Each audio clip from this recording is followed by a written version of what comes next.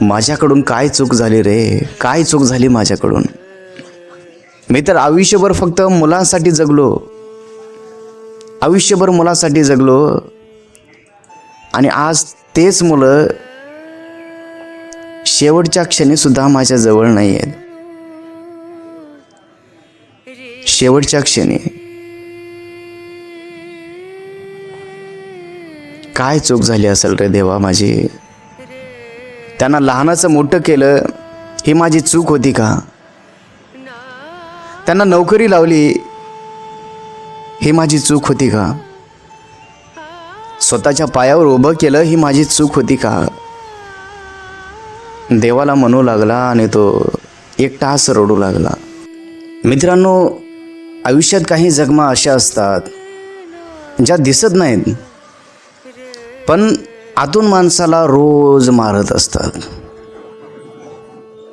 आणि त्या जखमा देणारे लोक परके नसतात बरं का, आपलेच लोक असतात.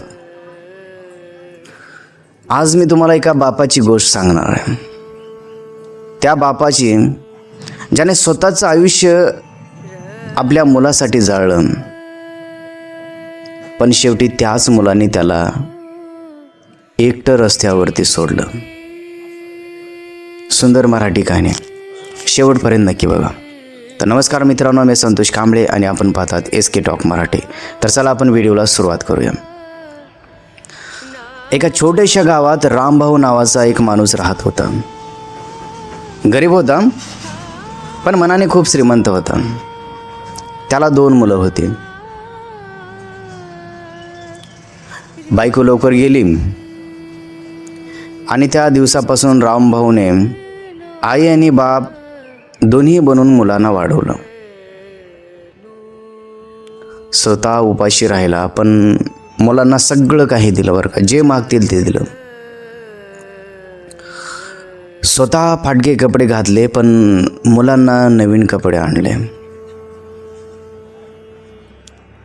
मित्रांनो, बाप कधी प्रेम बोलून दाखवत नाही, पण त्याच्या फाटलेल्या चपलामध्ये लेकरांसाठी केलेले हजारो त्याग लपलेले असतात.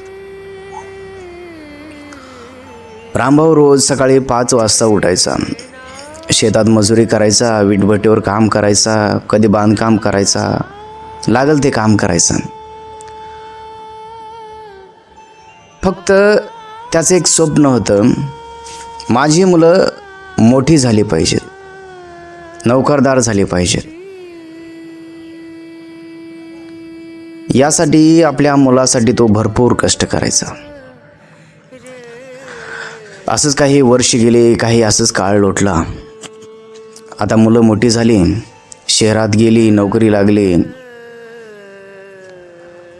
रामभाऊ गावात सगळ्यांना अभिमानाने सांगायचा, माझी मुलं आता साहेब झाले साहेब. पण शहर माणसाला बदलतं मित्रांनो, शहर माणसाला बदलतं. हळूहळू फोन कमी झाले, मग भेटणं बंद झालं. एक दिवस ते दोन्ही मुलं गावात आली. रामभाऊ खुश झाला. त्याला वाटलं, आज माझी लेकरं मला घेऊन जातील, घेऊन जाण्यासाठी मला गावाकडे आले असतील. खुश झाला तो. त्याच्या डोळ्यातून आनंदाचे अश्रू वाहत होते. पण त्याला काय माहीत, तेच आनंदाचे अश्रू दुःखामध्ये बदलणार आहे. ते पुढे काय होते लक्ष देऊ नये का.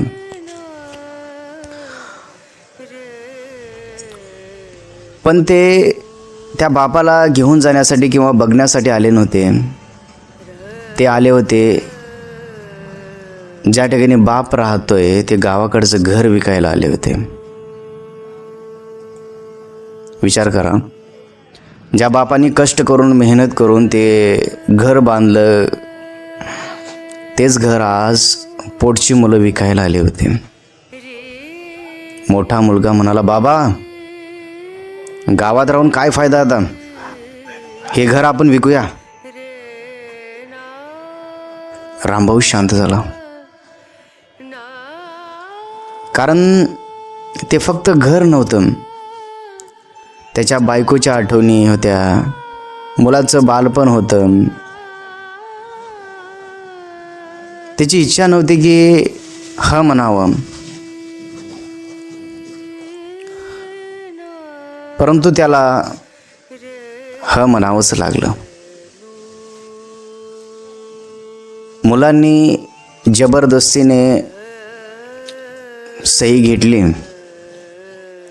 आणि काही दिवसांनी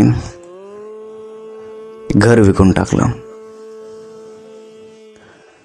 आता घर विकले तर विकले, आपल्या बापाला सोबत घेऊन जायला पाहिजे ना. कुठं राहणार तो बाप आता? रामभाऊ एका छोट्याशा खोलीत राहू लागला, एकटाच राहू लागला. मुलं घरी विकून निघून गेले आपल्या आपल्या गावी, आपल्या ठिकाणी जिथं काम करत होते तिथं. रामभाऊ एकटा पडला. त्याला काय करावं, कसं करावं काही समजत नव्हता. म्हातारा झाला तो होता.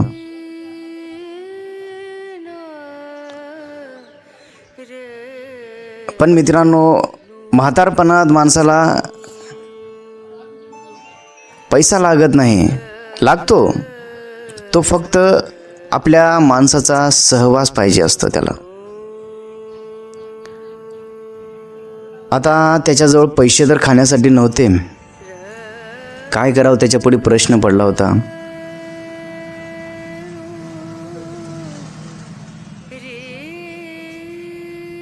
विचार करू लागला, काय करावं, कसं खावं, काय नाही, सगळे प्रश्न त्याच्यासमोर उभे होते. असा विचार करून त्या रामभाऊची तब्येत खूप बिघडली. खायला नको, वरून असं टेन्शन, तो बिचारा आजारी पडला. आता आजारी पडून तर त्याला दवाखान्यात कोण घेऊन जाणार होतं? मुलं आले, घर विकले आणि निघून गेले. बापाला विचारलं नाही की बाबा तुम्ही माझ्यासोबत येता का? किंवा ह्यांनी विचार केला नाही की बाबा आम्ही घर विकल्यानंतर बाबा कुठे राहतील? दुसऱ्याच्या एका खोलीत राहू लागला. हो, किती निर्दयीपणा बघा. हे सगळं बघितलेलं, समोर घडलेलं, जबरदस्तीने सही घेतलेली सगळं त्याला आठवत होतं. त्याची तब्येत बिघडली आणि तो खूप आजारी पडला. त्याने दुसऱ्याकडून मुलांना फोन केला, पण दोघेही बिझी होते. थोरल्यानं म्हटलं, तापच आल्या ना, काय होणार आहे मग, मरून तर जाणार नाही ना. मी बिझी आहे, मला काम आहे, येतो मी नंतर. धाकट्या मुलाला फोन केला.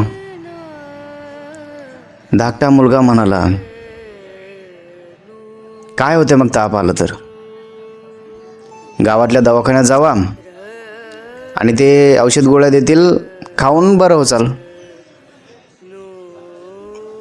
मला काम आहे, मी नाही येऊ शकणार. हे शब्द ऐकताच अजून त्याच्या जीवाला लागलं. विचार करू लागला, याच मुलासाठी मी किती मेहनत केलो, किती कष्ट केलो, राबलो, आणि आज मला शेवटच्या क्षणाला सुद्धा माझी मुलं माझ्या जवळ नाही आहेत. आतून खचला. हो, पूर्णपणे आतून तुटला.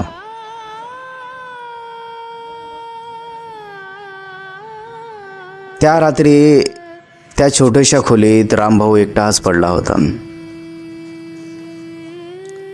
त्याच्या हातात मुलांचा लहानपणीचा फोटो होता आणि डोळ्यातून अश्रू वाहत होते. तो विचार करू लागला. तो एकटाच बडबडू लागला, देवाला म्हणू लागला, देवा माझ्याकडून काय चूक झाली रे, काय चूक झाली माझ्याकडून? मी तर आयुष्यभर फक्त मुलांसाठी जगलो, आयुष्यभर मुलांसाठी जगलो, आणि आज तेच मुलं शेवटच्या क्षणी सुद्धा माझ्या जवळ नाही आहेत. शेवटच्या क्षणी काय चूक झाली असेल रे देवा माझी? त्यांना लहानाचं मोठं केलं, ही माझी चूक होती का? त्यांना नोकरी लावली, ही माझी चूक होती का? स्वतःच्या पायावर उभं केलं, ही माझी चूक होती का? देवाला म्हणू लागला आणि तो एकटा असं रडू लागला. काय करणार? आणि दुसऱ्या दिवशी काय झालं माहित आहे? शेजारी जमले. हा म्हातारा अजून सकाळ झाली, दुपार झाली तरी पण कसं काय उठत नाही. शेजारी जमले. बिचारा विचार करून करून तिथंच मेला. हो, तिथंच मेला. शेजाऱ्यांनी दरवाजा तोडला. कसं काय म्हातारा बाहेर येत नाही म्हणून. दरवाजा तोडल्यानंतर समजलं की रामभाऊ कायमचा शांत झाला होता. काय बाहेर येणार? रात्रभर विचार करून करून लेकराची वाट बघून मरून गेला. हो बिचारा मरून गेला. आणि त्याच्या छातीवर ठेवलेला होता मुलाचा जुना फोटो. मुलांना फोन करण्यात आलं. गावातून फोन गेला मुलांना आणि म्हटलं की तुझे बाबा गेले बघ आता.